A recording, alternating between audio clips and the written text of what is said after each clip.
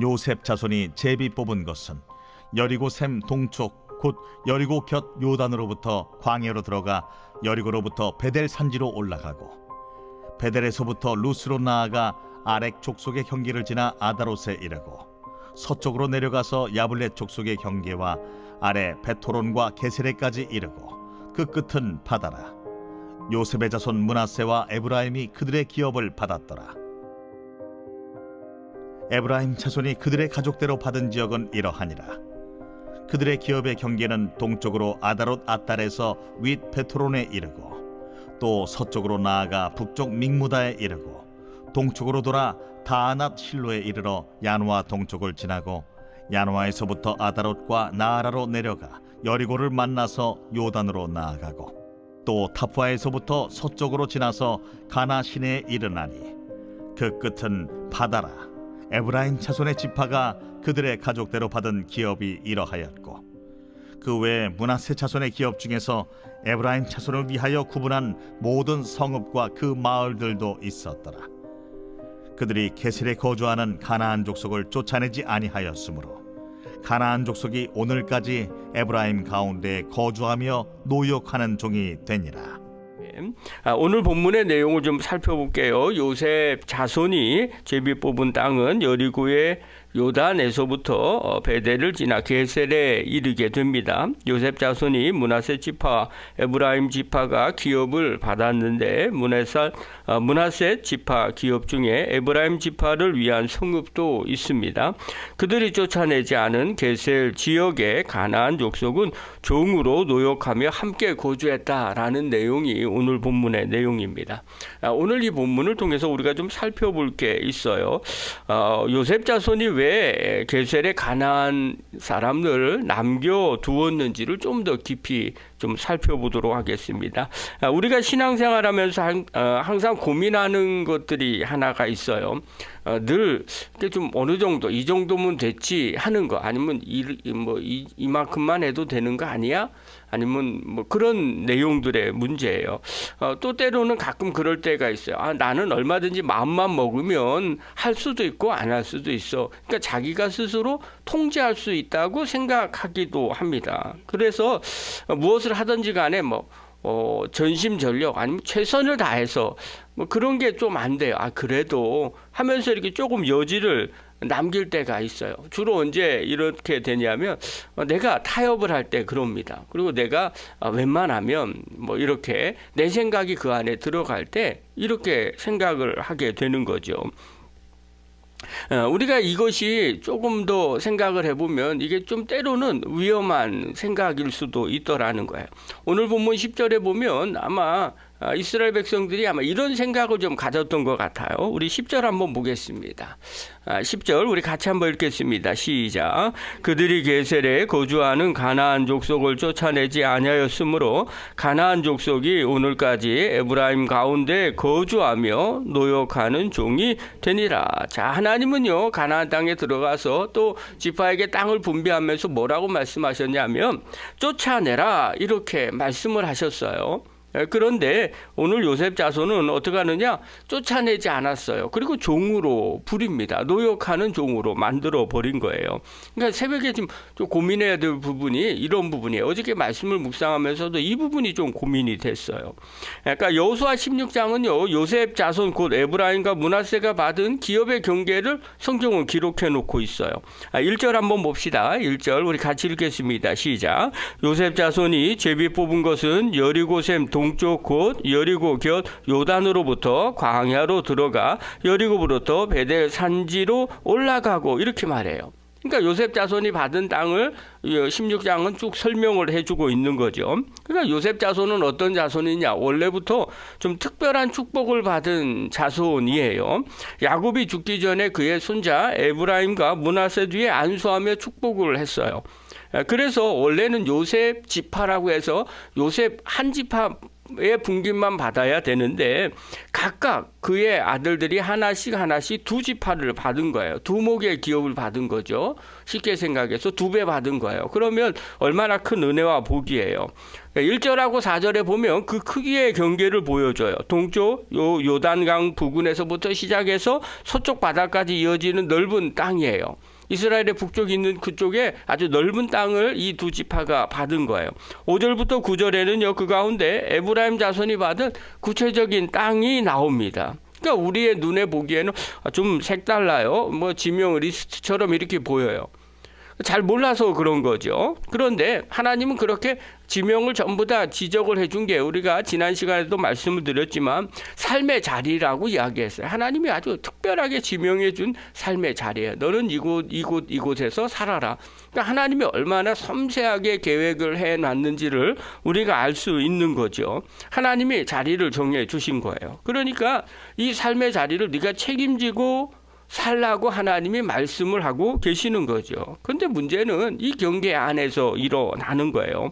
아까 본 것처럼 10절에 얘기하면 그들이, 이건 요셉 지파를 이야기하는 거죠. 이들이 게셀에 거주하는 가나안 족속을 쫓아내지 아니하였으므로 함께 거주하면서 뭐가 돼요? 노역하는 종이 되더라는 거예요. 그럼 게셀이 어디예요? 게셀은요, 지리적으로 아주 중요한 성읍이에요. 길목이에요.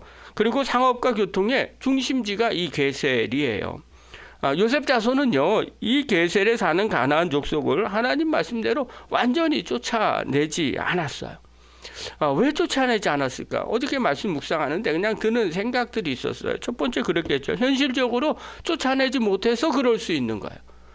그리고 여호수아성의 땅의 분배를 쭉 보면요, 실제로 쫓아내지 못하는 땅들도 여호수아가 전부 다 나눠 줍니다. 앞으로 계속해서 쫓아내라는 의미가 있어요. 그래서 현실적으로 못 쫓아냈을 수도 있어요. 그럴 수 있어요. 아직 지금 다 정복하지 않고 나눠졌기 때문에 그런 거죠. 그런데 여호수아 17장에 뒤로 넘어가면요, 이들의 속마음이 드러나요. 17장 13절에 보면 뭐라고 나오느냐면요, 이스라엘 자손이 강성한 후에는 이래요. 강성한 후에라는 의미는 어떤 뜻이에요? 얼마든지 이제 쫓아낼 수 있는 힘이 생겼다는 거예요. 그러니까 처음에는 쫓아내지 못하는 환경이 돼서 못 쫓아낸 거예요. 그럴 수 있는 거죠. 어쩔 수 없을 때가 있잖아. 힘이 없거나 연약하거나 못할 때 있어요. 그래서 어쩔 수 없이 못하는 경우 있어요. 누구나 인정해 주는 거죠. 그런데 강성한 후에는 얼마든지 쫓아낼 힘이 있다라는 거예요. 근데 그때 뭐라고 얘기하느냐? 가나안 족속에게 노역을 시켰고 다 쫓아내지 아니하였더라. 이렇게 말해요. 이 말은 뭐예요? 얼마든지 쫓아낼 수 있는데 쫓아내지 않더라는 거예요. 그리고 어떻게 해요? 노역을 시키더라는 거예요. 강성한 후에도요, 쫓아내지 않는 거예요. 쫓아낼 힘이 있는데도 남겨둔 거예요. 이유는 노역하는 종으로 만들려고 그렇게 한 거예요. 그러니까 완전히 내보내는 것보다 생각하는 거죠. 자기의 생각이 들어갔어요. 값싼 노동력으로 종으로 부리면 훨씬 더 내 인생이 편하지 않을까 하는 생각이 되는 거예요. 아마 그런 생각도 들어있었을 거예요. 쫓아내기는 것보다는 우리가 일을 시키는 게 더 좋은 거 아니야? 내가 편하잖아. 또 우리가 주인이잖아. 그들이 종인데 무슨 큰 문제가 되겠어? 이렇게 생각을 할 수도 있어요. 겉으로 보기엔 되게 합리적이고 평범한 생각이고 좋은 생각인 것처럼 보일 때가 있어요. 그러나 하나님 보시기에는 이거는 완전한 순종이 아니라 타협이라는 거예요. 우리가 신앙생활 할 때 이럴 때가 종종 있다는 거예요. 저도 어저께 말씀 묵상하는데 엄청 찔려요. 왜냐하면 타협하는 게 너무 많기 때문에 그래요. 왜 이게 타협이라고 이야기하느냐? 하나님은요, 이스라엘 백성들에게 뭐라고 얘기하냐? 그 땅을 정결하게 하라. 우상의 통로를 남기지 말라고 하나니 진멸하라고 한 거예요. 그 사람들이 미워서 진멸하는 게 아니에요. 성경을 볼 때 사람을 다 죽이니라. 제가 처음 신학 갔을 때 질문한 게 그거거든요. 하나님은 사랑의 하나님이라고 하는데 왜 여호수아에서 보면 다 죽여버리라고 합니까? 좀 잔인한 것 같지 않습니까? 인종을 청소하는 것처럼 느끼는 거예요. 그때 교수님이 하신 말씀이 그 얘기예요.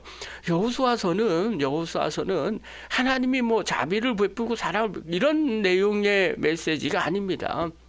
하나님의 백성이 이 땅에서 어떻게 살아야 되는지 우상을 멀리하고 하나님 백성답게 사는 걸 알려주려고 기록된 책입니다. 이렇게 말했어요. 이해가 안 갔죠, 처음에. 왜냐하면 단순한 신앙만 갖고 생각했기 때문에 그런 거예요. 그러니까 성경마다 다 하나님이 가르쳐 주시고자 하는 목적이 있어요.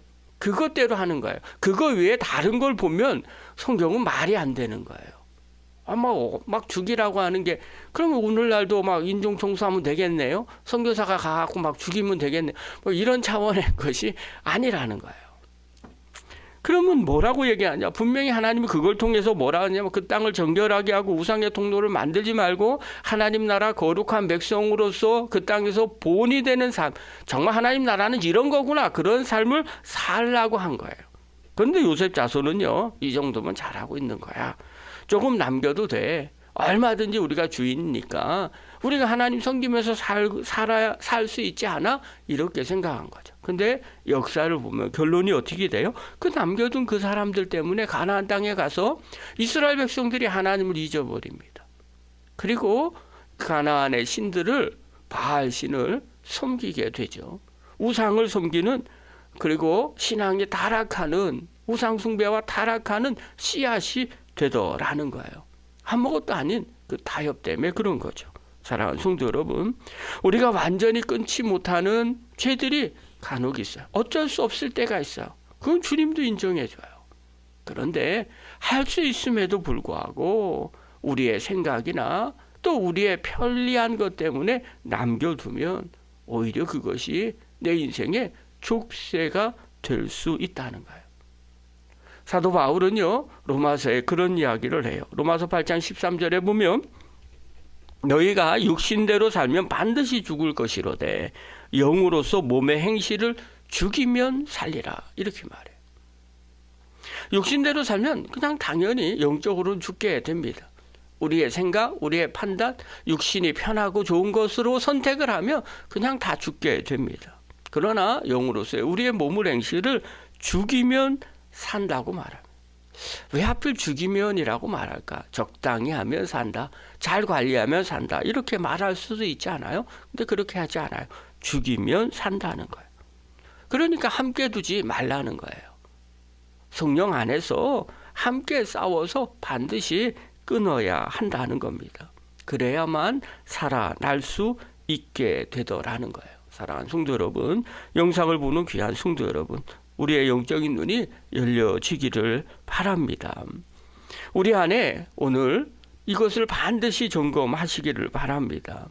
우리가 영적인 온도가 조금씩 눈에 띄지 않고 떨어져 버릴 때, 나도 모르게 타협할 때 우리가 가나안을 섬기는 그런 일들이 벌어지게 됩니다.